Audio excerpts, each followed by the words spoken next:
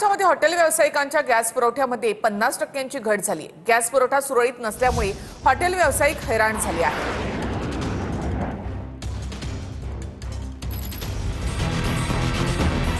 कोल्हापुरातील छोट्या हॉटेल व्यावसायिकांच्या गॅस पुरवठ्यात 50% घट झाली आहे। हॉटेल व्यावसायिकांना 8 दिवसांपासून आठवड्यात 2च गॅस सिलेंडर मिळाले आहेत। हॉटेल व्यावसायिकांना कमी सिलेंडरमध्ये आपला व्यवसाय करावा लागतोय। आता गॅसची परिस्थिती कठीणच होत चालली आहे। 4 दिवसांनी एक गाडी येत होती, 3-4 सिलेंडर मिळत होते आपले। आता 4 दिवसांनी एक गाडी येते, 2च सिलेंडर मिळत चालले। आध्यात्मिक पर्यटन केंद्र असणाऱ्या सोलापूर जिल्ह्यालाही फटका बसतोय। सुरळीत गॅस मिळत नसल्यानं किचन बंद ठेवण्याची वेळ काही व्यावसायिकांवर आलेली आहे। सरकारनं वेळीच लक्ष घालून उपाययोजना करण्याची मागणी हॉटेल व्यावसायिक करत आहेत।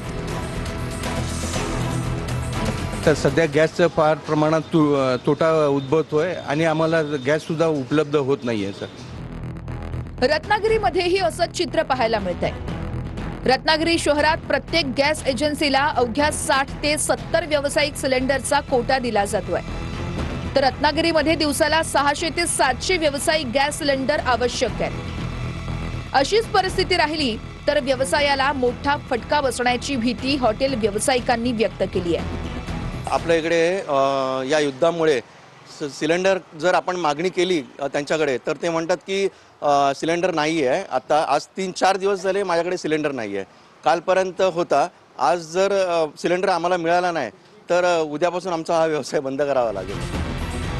नाशिकमध्ये गॅस पुरवठा सुरळीत नसल्यानं हॉटेल व्यावसायिक हैराण झालेत। व्यावसायिक गॅस सिलेंडरचे दर वाढल्यानं मिसळचे दरही वाढण्याची शक्यता आहे। नाशिकची प्रसिद्ध तर्रीदार मिसळ लवकरच महागण्याची शक्यता निर्माण झाली आहे। नागपुरातील हॉटेल व्यावसायिकांना सिलेंडरचा तुटवडा भासू लागलाय। गेल्या 4 दिवसांपासून व्यावसायिक सिलेंडर मिळत नाहीयेत। 2 दिवसात सिलेंडर मिळाले नाही तर पोह्यांचा स्टॉल बंद करण्याची वेळ आल्याचं विक्रेते सांगतायत।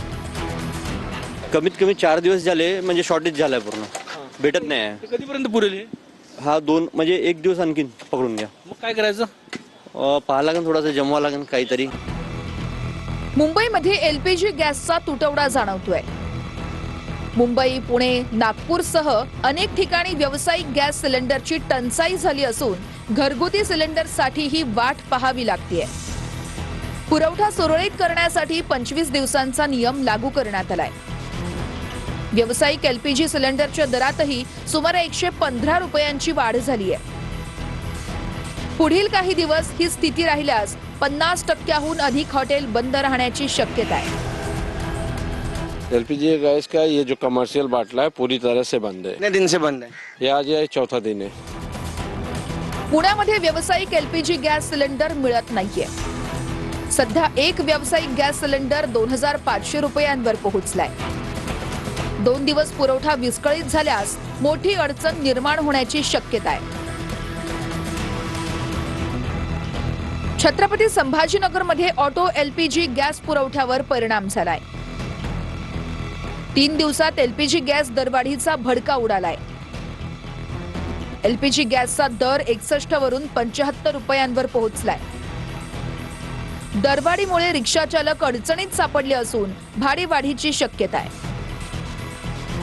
सरकारनं ऑटो एलपीजी गॅस दरवाढीवरती तोडगा काढावा अशी मागणी रिक्षा चालकांनी केली आहे।